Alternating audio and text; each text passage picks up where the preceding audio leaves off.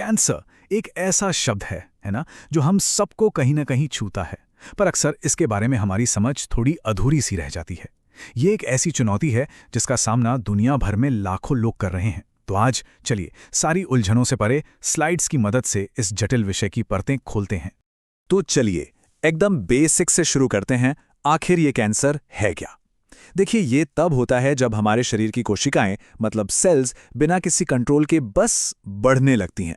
और ये जो एबनॉर्मल सेल्स हैं, ये अपने आसपास के टिश्यूज पर हमला कर सकती हैं और अगर इन्हें रोका ना जाए तो ये जानलेवा भी साबित हो सकती हैं। परिभाषा सुनने में भले ही सीधी लगे, पर असल में यही उस लड़ाई की नींव है जिसे हम आगे समझने वाले हैं। तो आगे हम क्या क्या देखने वाले हैं? सबसे पहले कैंसर क्या है इसे समझेंगे। फिर दुनिया भर में इसका कितना बड़ा बोझ है इस पर नजर डालेंगे। हम ये भी देखेंगे कि पुरुषों और महिलाओं पर इसका असर कैसे अलग अलग होता है। फिर बात होगी इसके मूल कारणों की, और सबसे जरूरी हम इससे लड़ने के तरीकों पर भी गौर करेंगे, मतलब प्राइमरी प्रिवेंशन और अर्ली डिटेक्शन।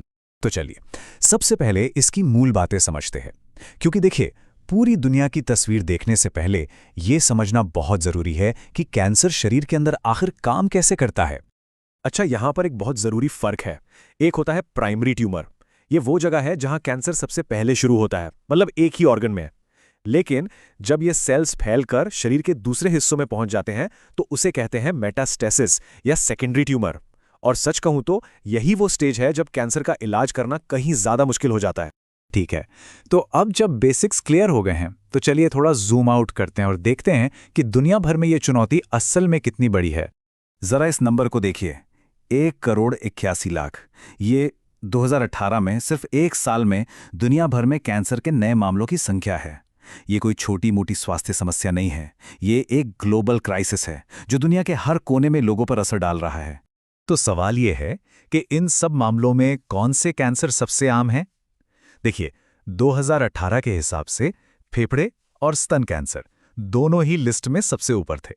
जितने भी नए केस आए उनमें से 11.6% फेफड़ों के कैंसर के थे और उतने ही 11.6% स्तन कैंसर के।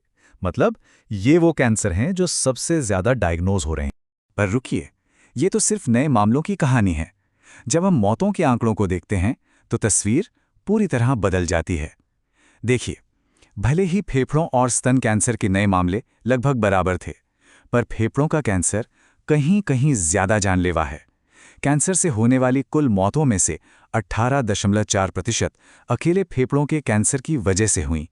और यही सबसे अहम बात है कि जो कैंसर सबसे आम है, जरूरी नहीं कि वो सबसे घातक भी हो। और इसी से हम एक बहुत ज़रूरी कॉन्सेप्ट पर आते हैं जिसे कहते हैं प्रोग्नोसिस। इसका सीधा सा मतलब है कि किसी बीमारी का नतीजा कैसा हो सकता है।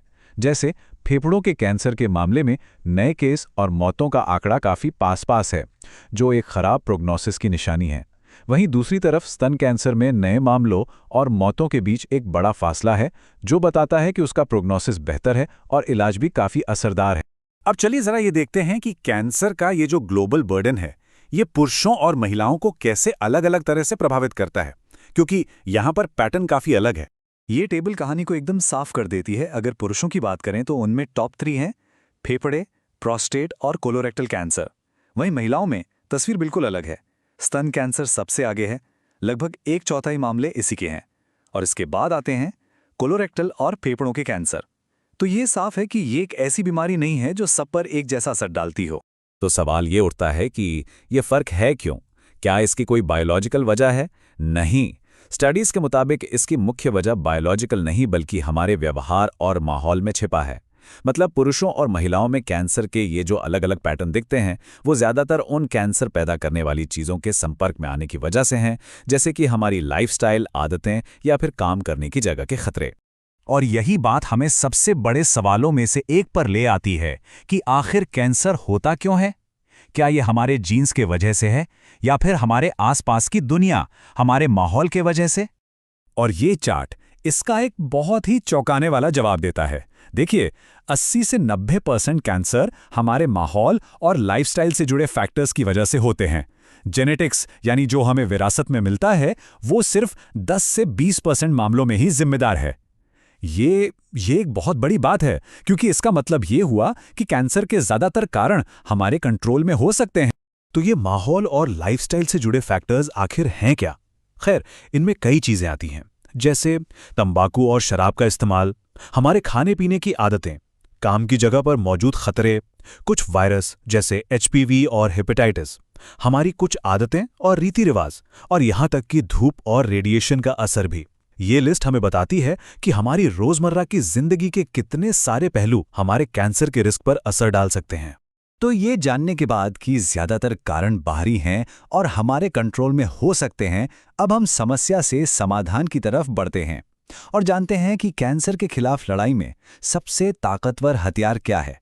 वो है इसे शुरू होने से ही रोक देना, यानी प्राइमरी प्रिवेंशन। देखिए, यहाँ पर दो मेन स्ट्रैटेजीज होती हैं। पहली है प्राइमरी प्रिवेंशन।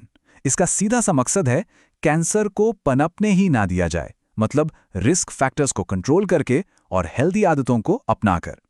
और दूसरी स्ट्रैटेजी है सेकेंडरी प्रिवेंशन, जिसका मतलब है कैंसर को जल्द से जल्द पकड़ लेना, अक्सर लक्षण दिखने से भी पहले, जब इलाज सबसे ज्यादा कारगर होता है। तो प्राइमरी प्रिवेंशन के लिए हम क्या-क्या ठोस कदम उठा सकते हैं? देखिए, तंबाकू और शराब पर कंट्रोल करना, अपनी पर्सनल हाइजीन मतलब साफ सफाई में सुधार करना, वर्क प्लेस पर सेफ्टी रूल्स को सख्ती से लागू करना, हेपेटाइटिस और एचपीवी जैसे वायरस के खिलाफ वैक्सीनेशन को बढ़ावा देना, और जो लोग हाई रिस्क ग्रुप में आते हैं उन्हें इसके बारे में एजुकेट करना, ये सब इसके ही पिलर्स हैं। प्राइमरी प्रिवेंशन तो हो गया, इसके साथ साथ हमारी दूसरी सबसे बड़ी ढाल है अर्ली डिटेक्शन, यानी बीमारी का जल्दी पता लगाना। और ये जानना बेहद जरूरी है, क्योंकि कैंसर को जल्दी पकड़ लेना सच में जिंदगी और मौत के बीच का फर्क तय कर सकता है। और अच्छी बात यह है कि यहाँ एक बहुत उम्मीद जगाने वाला आंकड़ा भी है, वो ये कि लगभग 75% कैंसर शरीर के उन हिस्सों में होते हैं जहां जांच के जरिए आसानी से पहुंचा जा सकता है। इसका मतलब क्या हुआ? इसका मतलब यह है कि हमारे पास कैंसर को बहुत आगे बढ़ने से पहले ही जल्दी पकड़ने का एक बहुत बड़ा मौका है। तो फिर किन बातों पर ध्यान देना चाहिए? ये कुछ शुरुआती खतरे के संकेत हैं, जैसे स्तन में कोई गांठ या सख्त जगह महसूस होना, किसी मस्से या तिल में बदलाव दिखना, पाचन या शौच की आदतों में लगातार बदलाव आना, लगातार खांसी या आवाज का बैठना, शरीर में कहीं से भी बिना किसी वजह के खून आना, कोई सूजन या घाव जो ठीक ही ना हो रहा हो, या फिर बिना किसी कारण के वजन का घटना। इन शारीरिक बदलावों पर नजर रखना बेहद जरूरी है। और आखिर में ये सारी बातचीत इस एक शक्तिशाली विचार पर आकर टिकती है। ये एक अनुमान है कि कम से कम 1/3 सभी तरह के कैंसर को रोका जा सकता है। सोचिए, 1/3। ये एक ऐसा आंकड़ा है जो इस समस्या की सारी गंभीरता को उम्मीद और जिम्मेदारी की भावना में बदल देता है। और यही बात हमें इस आखिरी सवाल पर लाके छोड़ देती है कि अगर हम ये जानते हैं कि इतने सारे कैंसर रोके जा सकते हैं और हमें ये भी पता है कि उन्हें कैसे रोकना है और कैसे जल्दी पता लगाना है, तो फिर हम किस बात का इंतजार कर रहे हैं?